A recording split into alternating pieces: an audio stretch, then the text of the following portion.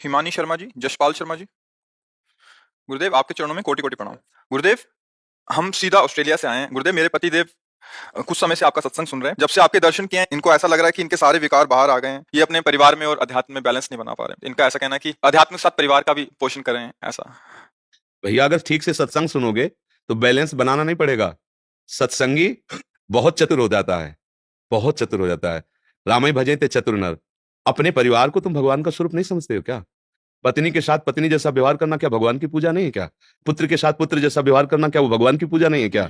अभी आप समझे नहीं अध्यात्म किसे कहते हैं। हम लोग अध्यात्म शब्द को सीधा इससे ले जाते हैं कि कपड़ा उतारो, बाबा जी बनो, भीख मांगो। ऐसा नहीं है। ये हमारे संस्कार हैं जो हम संत वेश में हैं। अध्यात्म का मतलब है राग त्याग कर बहुत प्रेम पूर्वक सबकी सेवा करना। राग दूषित है। वैराग्य किस लिए धारण किया जाता है? राग का त्याग। वैराग्य का मतलब कपड़ा उतारना नहीं। तो कहते आपने क्यों उतार दिया? क्योंकि मेरा संस्कार था। हमारे पूर्व जन्म के संस्कार से मुझे विरक्त भेष के लिए ही मेरा जीवन मिला है। लेकिन यह नहीं कि विरक्त भेष के बिना भगवत प्राप्ति नहीं हो सकती। ऐसी बात नहीं। बिल्कुल जो अनुभव किया है शास्त्रों संतों से, बिल्कुल भगवत प्राप्ति दुर्लभ नहीं। पर पत्नी में भगवत भाव, पुत्र में भगवत भाव, जिसके साथ जैसा व्यवहार है वैसा ही। जैसे सब में भगवान है, ब्रह्म है, पर बहन के साथ बहन जैसा, माँ के साथ माँ जैसा, पत्नी के साथ पत्नी जैसा, बेटी के साथ बेटी, और चारों में एक ही आत्मा है। चारों स्त्री शरीर है, पर व्यवहार बर्ताव। अगर सत्संगी है तो उसको विवेक के द्वारा बैलेंस बनाना नहीं पड़ता, तो बना बनाया है। मेरे प्रभु जब श्री विग्रह में भावना करते हैं तो वहां से अनुभव दे देते हैं। तो पत्नी में, पति में, पुत्र में, परिवार में, क्या मेरे प्रभु नहीं है क्या? मेरे प्रभु के लिए मुझे अलग किसी देश में जाना पड़ेगा क्या? अलग किसी भेष में जाना पड़ेगा क्या? तो मुझे लगता है अभी आप समझे नहीं है। वैराग्य अंतर्वृत्ति है। बाहर से व्यवहार वैसे ही करो। मेरा थोड़ा क्वेश्चन ये है कि राग और वैराग के बीच में जो बैलेंस कैसे? राग तो बिल्कुल नहीं रखना। प्रेम सब जीवन सो प्रीति रीति निवाहत आपनी। अभी तो समझे नहीं, तुम्हारे प्रश्न का ही तो उत्तर है। सब जीवन सो प्रीति। प्रीति और राग में अंतर होता है। राग में शरीर भाव को लेकर होता है और प्रीति में आत्म भाव को लेकर होता है। इस पत्नी के ढांचे के अंदर भगवान बैठा हुआ है और मुझे सेवा मिली पति की तरह बर्ताव करना।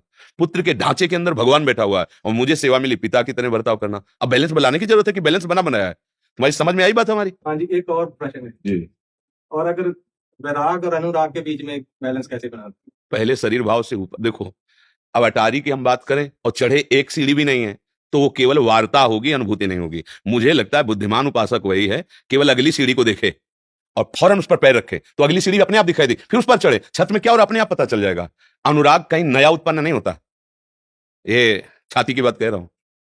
हमारा अनुराग बटा हुआ है नाम में, रूप में, नाना प्रकार की वस्तुओं में। उसे समेट कर, यही समेटना, ये ढांचे के अंदर प्रभु बैठा है। और जब वो गृहस्थी में रह सकता है वो। और एक गृहस्थी में रहते हुए इतने संत हुए कि हमें लगता है अगर भक्त चरित्र उठाओ तो अधिक मात्रा में आपको गृहस्थ संत ही ऊंची ऊंचाई पर स्थिति पर पहुंचे हुए, जिनके बच्चा बेटा भी है, पत्नी भी है, और ऐसी ऊंचाई पर चढ़ गए कि विरक्त महापुरुष उनके नीचे बैठ करके सत्संग उनका सुनते हैं। ऐसा नहीं सोचा जा सकता। बात यही तो है। गृहस्थ और विरक्त हम दोनों बेटे हैं भगवान के। दो मार्ग हैं, एक वैराग्य से चल रहा है और एक गृहस्थी से चल रहा है। और गृहस्थी से चलने वाला विशेष है। क्यों विशेष है? हम लोग मानते हैं कि वैराग्य से चलने वाला विशेष है, पर हमारी जो अनुभूति है वो ये कहती है कि गृहस्थी में विशेष है। क्योंकि हमारे लिए एक ही कार्य है, मात्र केवल भगवान का चिंतन, दूसरा कोई कार्य नहीं। और आपके लिए बहुत कार्य करते हुए भगवान का चिंतन करना, इसलिए हमसे ज्यादा कठिन साधना गृहस्थ में है। वो बहुत बातें करना है, उसको बहुत व्यापार करना है, बहुत प्रकार की उसको सामग्री जुटा। हमारी तो कुछ नहीं, भगवान जो देगा खा लेंगे, राधा राधा राधा। और उसको ऐसा नहीं है, उसको कमाना है, परिवार का पोषण करना है, सबकी कामनाओं की पूर्ति की उसकी जिम्मेवारी, बेटा पढ़ाई लिखाई सब। और इसके बाद भी वो भजन करता है, इसलिए बहुत बड़ा भजनानंदी। एक बार भगवान श्री हरि अम्बरीश जी की महिमा का गान कर रहे थे कि चक्रवर्ती सम्राट होते हुए भी ऐसा भजन। तो नारद जी ने पूछा कि प्रभु वो तो मतलब भक्त तो है ही, पर राजा भी है, रानियां है, पुत्र है, वैभव है। तो भगवान समझ गए।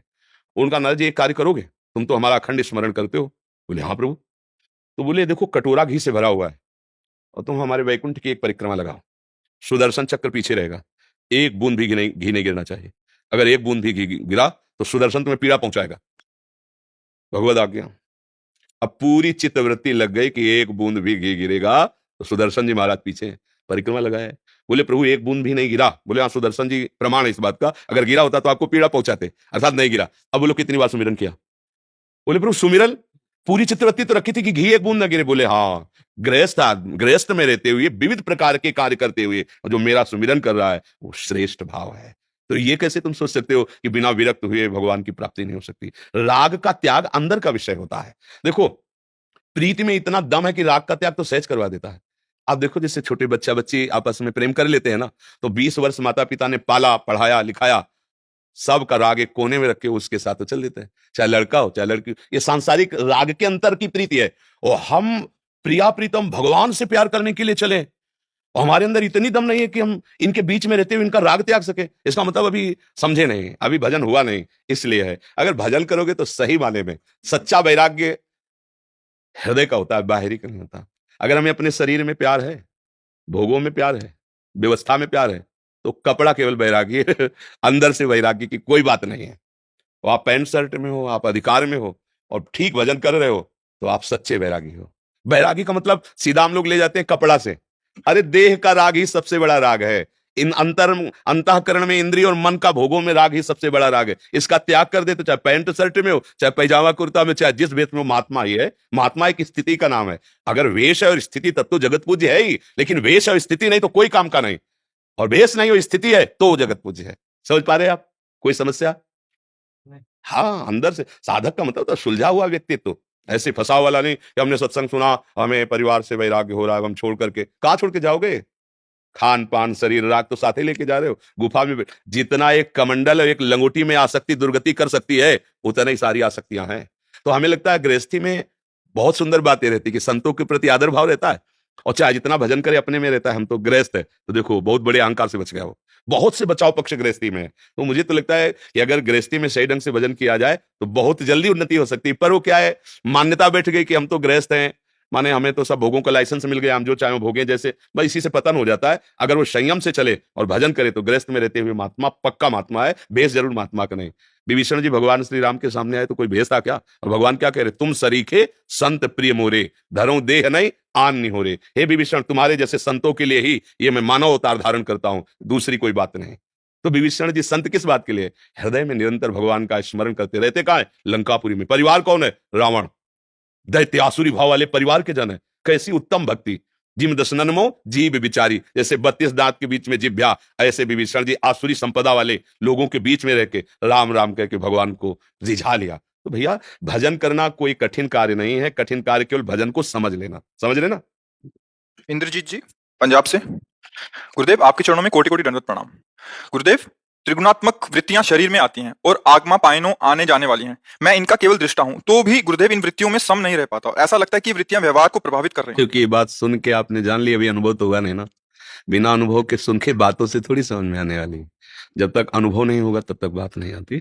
जैसे जानने को तो ब्रह्म ज्ञान की चर्चा सब कोई करता है, भगवत चर्चा सब कोई करता है, लेकिन अनुभूति करने के लिए महात्माओं ने पूरा जीवन उसमें लगा दिया था, उसका अनुभव। तो ऐसा नहीं कि आपको अनुभव नहीं हो सकता, पर उसके लिए आज का सत्संग सुना है आपने प्रारंभ में।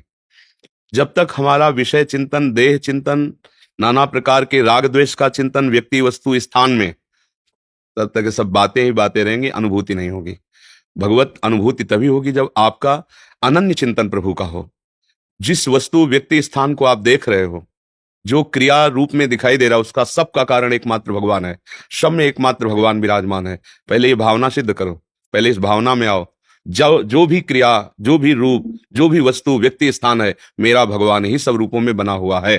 पर अब व्यवहार जैसा, यही चतुर का बुद्धिमान का स्वरूप होता है। सब में भगवान है, पर व्यवहार में यदि वो असत चेष्टा करके हमारे सामने आता है और हमको यह अधिकार दिया गया है कि उसकी असत चेष्टा का निवारण करके उसको दंड दे, तो हम दंड देंगे, ये उसकी पूजा होगी। उसमें नहीं होगा कि मेरा भगवान इस रूप में है तो हम अगरबत्ती करें।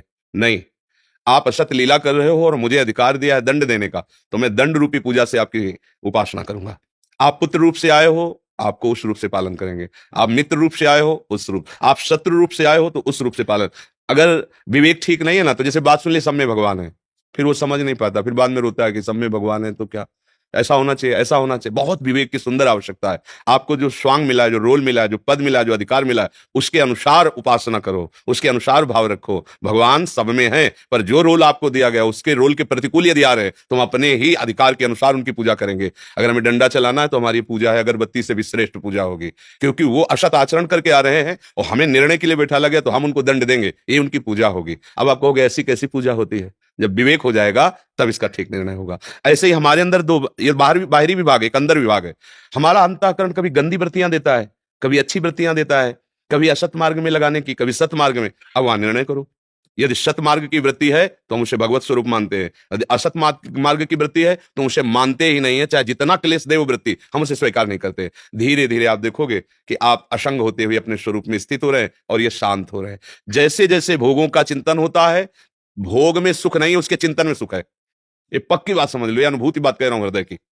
आप किसी भोग का चिंतन भर ना होने दीजिए, और कोई भोग कर हमें बता दीजिए कि ये सुख है तो फिर हम आपको बताएं।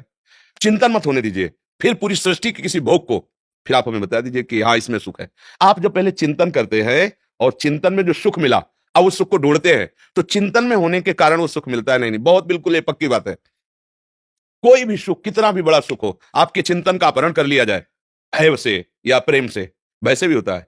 मृत्यु ने तुम्हारे चिंतन का अपहरण कर लिया, अब क्रिया हो रही, सुख का अनुभव नहीं हो रहा। ऐसे ही ज्ञान के द्वारा जब बुद्धि विषय चिंतन से हटा ली जाती है, तब दिखाई देता है अरे ये तो सब नाटक चल रहा है माया का। फिर वो अपनी इंद्रियों पर शासन करता है। जो श्रद्धावान है वो लभते ज्ञानम, और ज्ञान का फल है तत्परा संयत इंद्रिया, वो अपने इंद्रियों को संयम में लाता, मन के अनुसार नहीं चलने देता, विषयों में जैसी रुचि हुई वैसा नहीं जाता, जैसी शास्त्र आज्ञा वैसे चलता है। फिर वो अपने को अलग अनुभव करता है। अभी क्या हमने अभी अलग अनुभव की बात सुनी है शास्त्रों में संतों से, पर अनुभव नहीं है, तभी आप कहते हो कि सम नहीं रह पाते। नहीं, हमें रहना थोड़ी सम है, हमारा स्वरूप है सम, स्वरूप है सम, हमको कोई बुद्धि लगाने की जरूरत नहीं है, पर अभी हमारी स्थिति नहीं है, इसलिए हमें सम स्वरूप का अनुभव नहीं हो रहा। विषम संसार शरीर, हमारा स्वरूप शम, और हमारे प्रभु का स्वरूप शम। चूंकि हम प्रभु के अंश है तो हमारा प्रभु का स्वरूप मिलता है, और शरीर संसार का अंश है तो इसका संसार से मिलता है। ये विषम है, परिवर्तनशील है, ये विनाशी है, ये दुखमय है, और हमारे प्रभु आनंद सिंधु है, हमारा स्वरूप आनंदमय, चेतन अमल सहज सुख राशि। अब हम अपनी स्थिति में आए, इसलिए खूब भजन की जरूरत है। और भजन का मतलब केवल माला चलाना ही नहीं है। जिस कर्तव्य में हो, तो मैं पक्की बात कहते हैं, जिस कर्तव्य में हो उस कर्तव्य को भगवान की सेवा मान करके करो, और अंदर ही अंदर भगवान का सुमिरन करो। इससे बड़ा भजन कुछ नहीं है। जो सेवा मिली, हम ये नहीं कहते कि ये सेवा, जो सेवा मिली है संसार की, वो मेरे मालिक की सेवा, मेरे प्रभु की सेवा है, पूरी सृष्टि मेरी प्रभु की है। बस ईमानदारी से अपने धर्म के अनुसार बर्ताव करो, और अंदर ही अंदर भगवान का सुमिरन करो, भगवत प्राप्ति निश्चित हो जाएगी। जहां हो जो कर रहे हो उससे हो जाएगी। जब कसाई मांस काटने वाली बात होती है ना उसके, और वो वही कर रहे हैं, सदन जी मांस काट के बेच रहे हैं, लेकिन उनका चिंतन भगवत चिंतन है, और वो स्वयं हत्या नहीं करते, कुल के अनुसार अपना कार्य कर रहे हैं। तो इतने बड़े ज्ञानी महात्मा थे कि वो संतों को उपदेश करते थे, गृहस्थ धर्म में, और व्यापार किसका, मांस, और स्थिति कहां, भगवान में। तो मुझे शास्त्रों से संतों से समझ में आया कि जो तुम्हें कार्य मिला है उस कार्य को भगवान की पूजा समझ करके ईमानदारी से करो, और भगवान का स्मरण करो, तो इसी जन्म में आपको भगवान की अनुभूति हो जाएगी। और जीवन का लक्ष्य भगवान की प्राप्ति ही है, क्योंकि जब शरीर नहीं रहेगा तो फिर कोई मकान दुकान परिवार पद प्रतिष्ठा ये भी नहीं रहेगी, जीव अकेला जाएगा, फिर कर्म के अनुसार उसको नई योनि मिलेगी। तो मुझे लगता है बुद्धिमान वही है कि जितनी ऊंचाई पर आ गया उससे नीचे न गिरे। जैसे हम बहुत ऊंचाई पे आ गए मनुष्य शरीर में, मनुष्य शरीर में कितना सुंदर व्यवस्था है, पीड़ा है तो औषधि करा सकते हैं, मानसिक चिंतन बिगड़ा हुआ है तो हम अपने उत्तम लोगों से सलाह ले। लेकिन पशु जीवन में ऐसे ऐसे पशु हैं जिनको जो कष्ट हुआ वो भोग ही रहे हैं, उसके निवारण के लिए कोई औषधि नहीं, कोई उनके पास नहीं। कैसे ऐसे जीवन जो बहुत क्लेश भोग रहे हैं। तो मुझे लगता है कि अपने लोगों को इतना सावधान हो जाना चाहिए कि भगवान ने मनुष्य योनि तक पहुंचा दिया, अब इससे नीचे न गिरे। अगर जन्म भी हो तो मनुष्य की योनि में हो, और उत्तम ज्ञान के द्वारा संपन्न हो, जिससे हम संसार में दूसरों को सुख पहुंचाकर धर्म से चलकर भगवान को प्राप्त कर। कोशिश तो करे इसी जन्म में, अगर ना हो पावे तो अगला जन्म हमारा सुअर कुत्ता का तो ना होना चाहिए, हमारा जन्म नीचे योनियों में ना जाना चाहिए, मनुष्य योनि से फिर हम भगवान को भजे। एक जन्म में नहीं, कई जन्म में भी तो हम कमर कसे रहेंगे कि हम भगवान के, हमें भगवान को प्राप्त करना। वस्तुतः भगवत प्राप्ति में कोई श्रम नहीं है, ये हम चल करके बता रहे हैं। हमें श्रम पड़ता है संसार से हटने में, भगवान से मिलने में कोई श्रम नहीं है। ये जो भ्रम बैठा हुआ है भगवान का मिलना बड़ा कठिन, हम आपसे कहते हैं भगवान का मिलना कठिन नहीं है, संसार की आसक्ति का त्यागना कठिन, बस इतनी बड़ी समस्या है। मानी हुई आसक्ति को छोड़ दो, भगवान तो हृदय में बैठे हुए अनुभव हो जाएगा, भगवान तो कण कण में बैठे हुए अनुभव हो जाएगा। पर जो जननी जनक बंधु सुत दारा तन धन धाम सुहृद परिवार, इनमें जो हमारी आसक्ति है, शरीर में जो आसक्ति है, भोगों में जो आसक्ति है, हम ये नहीं त्याग पा रहे, यही कठिनता है भगवत प्राप्ति की। अगर ये त्याग दे तो भगवान का मिलना दुर्लभ नहीं, क्योंकि वो है कण कण में, सब में, आप में, हम में, सब समय में, इस समय में भी, सब जगह में, तो इस जगह में भी है, सबके हैं तो मेरे भी हैं। तो बस हमारी पूरा प्रयास वृत्ति रहे असत वृत्तियों का, संसार के चिंतन का त्याग करके अंदर ही अंदर खूब नाम का चिंतन, गुरुदेव के द्वारा दिए हुए उपदेश के अनुसार चलना, निश्चित भगवत आनंद की अनुभूति हो जाती है। पलक जी दिल्ली से। गुरुदेव आपके चरणों में कोटि कोटि प्रणाम। गुरुदेव, स्वास्थ्य अनुकूल ना होने की वजह से मेरे को और मेरी शरीर की मैया को दवाइयां लेने पड़ती हैं, जिसकी वजह से बार बार कभी लघु शंका जाना पड़ता है। उस हाल में क्या हम ब्रज रज और यमुना जल का पान करके मानसिक जप कर सकते हैं? हाँ बिल्कुल कर सकते हैं, बिल्कुल करना चाहिए।